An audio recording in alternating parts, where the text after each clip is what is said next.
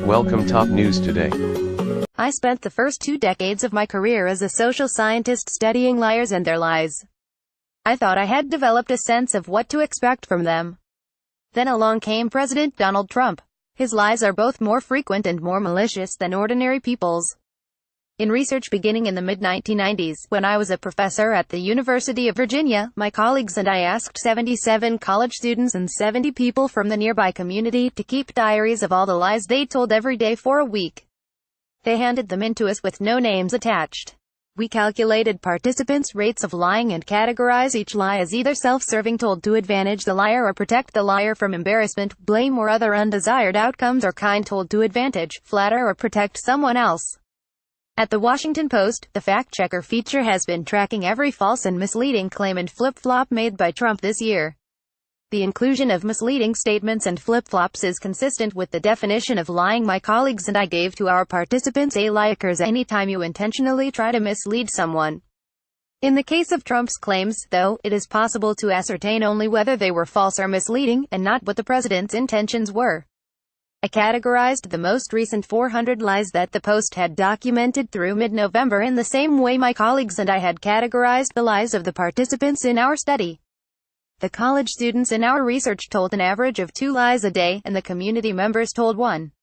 A more recent study of the lies 1,000 U.S. adults told in the previous 24 hours found that people told an average of 1.65 lies per day. The authors noted that 60% of the participants said they told no lies at all, while the top 5% of liars told nearly half of all the falsehoods in the study. The most prolific liar among the students told an average of 6.6 lies a day. The biggest liar in the community sample told 4.3 lies in an average day. In Trump's first 298 days in office, however, he made 1,628 false or misleading claims or flip-flops, by the Post's tally. That's about 6 per day, far higher than the average rate in our studies. And of course, reporters have access to only a subset of Trump's false statements, the ones he makes publicly, so unless he never stretches the truth in private, his actual rate of lying is almost certainly higher. That rate has been accelerating. Starting in early October, the Post's tracking showed that Trump told a remarkable 9 lies a day, outpacing even the biggest liars in our research. But the flood of deceit isn't the most surprising finding about Trump. Both the college students and the community members in our study served their own interests with their lies more often than other people's interests. They told lies to try to advantage themselves in the workplace, the marketplace, their personal relationships, and just about every other domain of everyday life. For example, a salesperson told a customer that the jeans she was trying on were not too tight, so she could make the sale. Participants also lied to protect themselves psychologically. One college student told a classmate that he wasn't worried about his grades, so the classmate wouldn't think he was stupid. Less often, the participants lied in kind ways, to help other people get what they wanted, look or feel better, or to spare them from embarrassment or blame. For example, a son told his mother he didn't mind taking her shopping, and a woman took sides with a friend who was divorcing, even though she thought her friend was at fault too. About half the lies the participants told were self-serving, 46% for the college students, 57% for the community members, compared with about a quarter that were kind, 26% for the students, 24% for the community members.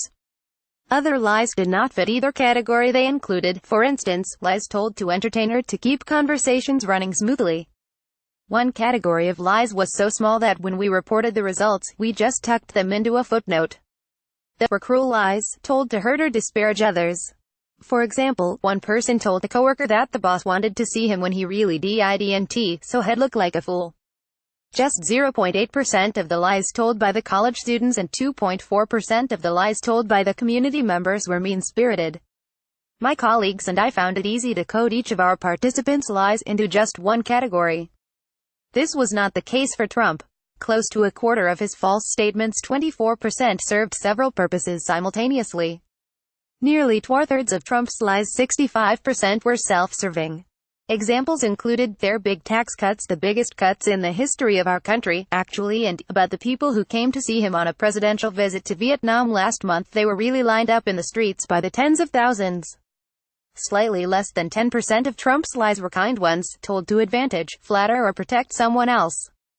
An example was his statement on Twitter that it is a miracle how fast the Las Vegas Metropolitan Police were able to find the demented shooter and stop him from even more killing. In the broadest sense, it is possible to interpret every lie as ultimately self-serving, but I tried to stick to how statements appeared on the surface. Trump told 6.6 times as many self-serving lies as kind ones. That's a much higher ratio than we found for our study participants, who told about double the number of self-centered lies compared with kind ones. The most stunning way Trump's lies differed from our participants, though, was in their cruelty. An astonishing 50% of Trump's lies were hurtful or disparaging. For example, he proclaimed that John Brennan, James Clapper and James Comey, all career intelligence or law enforcement officials, were political hacks. He said that the sloppy Michael Moore show on Broadway was a total bomb and was forced to close. He insisted that other countries, they don't put their finest in the lottery system.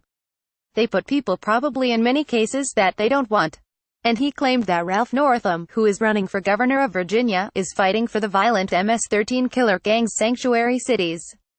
The Trump lies that could not be coded into just one category were typically told both to belittle others and enhance himself. For example, Senator Bob Corker begged me to endorse him for re-election in Tennessee. I said no and he dropped out, said he could not win without my endorsement. The sheer frequency of Trump's lies appears to be having an effect, and it may not be the one he is going for. A Politico Morning Consult poll from late October showed that only 35% of voters believed that Trump was honest, while 51% said he was not honest. The others said they didn't know or had no opinion.